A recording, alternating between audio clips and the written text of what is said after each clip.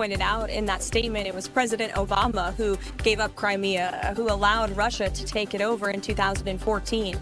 And so the president is not asking Ukraine to recognize Crimea. Nobody has asked them to do that. What he is asking is for people to come to the negotiating table, recognizing that this has been a brutal war for far too long. And White House Press Secretary Karoline Leavitt has recently conveyed growing frustration from President Trump regarding the ongoing Russia-Ukraine war, emphasizing that the administration's patience with Ukrainian President Volodymyr Zelensky is running very thin. Leavitt criticized Zelensky for making inflammatory public statements, especially his refusal to recognize Russia's occupation of Crimea, which Trump and Leavitt argue are detrimental to peace negotiations.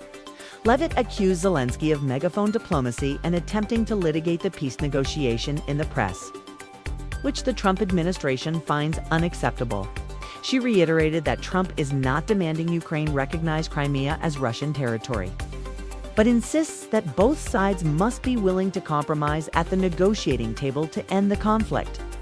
Leavitt also highlighted that the U.S. has invested billions of taxpayer dollars in the conflict and signaled that American mediation could be withdrawn if progress is not made soon.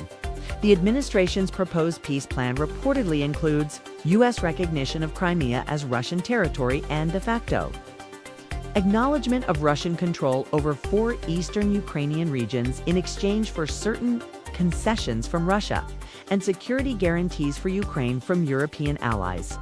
Leavitt has not directly criticized Russia or President Putin in these statements, focusing blame primarily on Zelensky for the stalled negotiations. Karoline Leavitt's statements on European support for Ukraine. Karoline Leavitt, as White House press secretary, has consistently conveyed the Trump administration view that Europe must do more to support Ukraine, both in terms of seeking a settlement to the war and in providing defense resources. Europe must increase its efforts. Leavitt has repeatedly stated that President Trump believes European countries always need to do more, not only to help end the war in Ukraine, but also regarding their defense spending within NATO. She emphasized that this message has been delivered both privately and publicly to European leaders. Frustration with current European contributions. While acknowledging that some European countries are meeting or approaching the NATO 2% defense spending threshold, Leavitt has made it clear that the administration does not see current European support as sufficient. She linked this to both the military and diplomatic fronts, urging Europe to take a more active role in pushing for a settlement. Us patience is wearing thin. Leavitt has signaled growing frustration within the administration, warning that the U.S. expects Europe to shoulder more responsibility.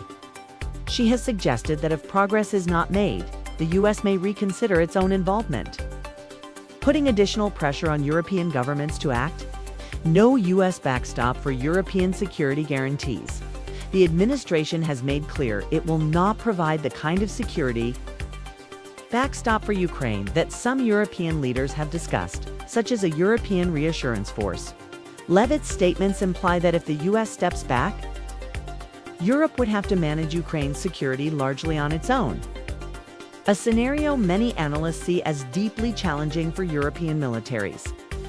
Diplomatic and military aid.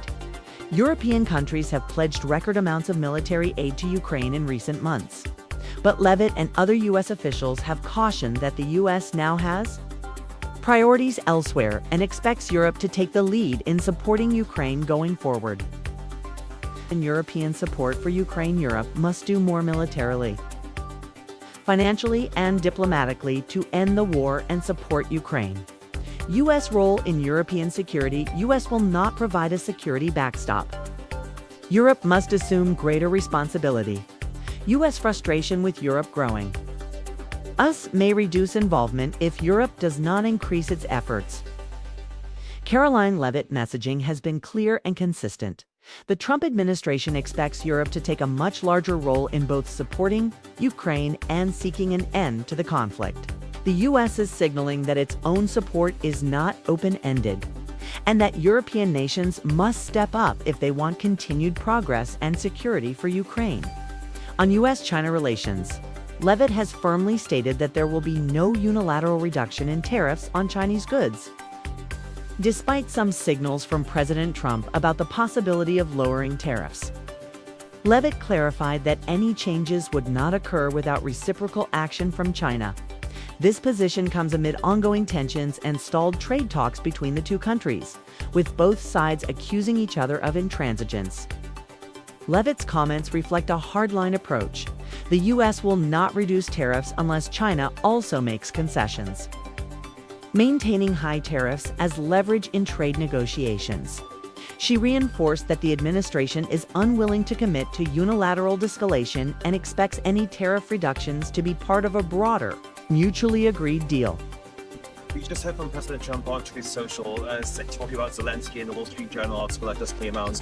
Has the U.S. asked Ukraine to give up Crimea as part of this negotiation for peace? And also, will he meet with Zelensky in Rome this weekend? Well, as President Trump rightfully pointed out in that statement, it was President Obama who gave up Crimea, who allowed Russia to take it over in 2014. And so the president is not asking Ukraine to recognize Crimea. Nobody has asked them to do that. What he is asking is for people to come to the negotiating table recognizing that this has been a brutal war for far too long. And in order to make a good deal, both sides have to walk away a little bit unhappy. And unfortunately, President Zelensky has been trying to litigate this peace negotiation in the press. And that's unacceptable to the president. These should be closed-door negotiations. The president's national security team, his advisors, have exuded significant time, energy, and effort to try to bring this war to an end. The American taxpayer has funded billions of dollars in this effort, and enough is enough. The president's frustrated. His patience is running very thin. He wants to do what's right for the world. He wants to see peace. He wants to see the killing stopped. But you need both sides of the war willing to do that. And unfortunately, President Zelensky seems to be moving in the wrong direction. Does the president think that Europeans are doing enough, and some countries are spending more in defense, reaching the 2% threshold? So what does the president think about European support for Ukraine? Look, the president has always maintained that Europe always needs to do more, whether it's in the efforts to end this war in Russia and Ukraine, whether it is in terms of their spending when it comes to NATO and their own defense spending as well. He's made that clear to them in private and also in public. You've seen it when we've had many different European leaders coming to the White House. We'll have one tomorrow, of course. Norway will be here tomorrow. Caroline, thank you. As the president, in his conversation with Zelensky or others, has he threatened to walk away if that is not accepted by the end of the day today? Not by the end of the day today, but the president has maintained that his frustration is growing and he needs to see this thing come to an end. Caroline, can I ask you, will President Trump and President Putin meet in Saudi Arabia next month? Is that the plan? I'm not tracking a meeting at this time, but as always, we'll keep you updated. I did announce the dates of the foreign trip yesterday. On this morning, can you talk about the motivation behind the significant president's move to install massive American flags throughout the White House out of the big pocket?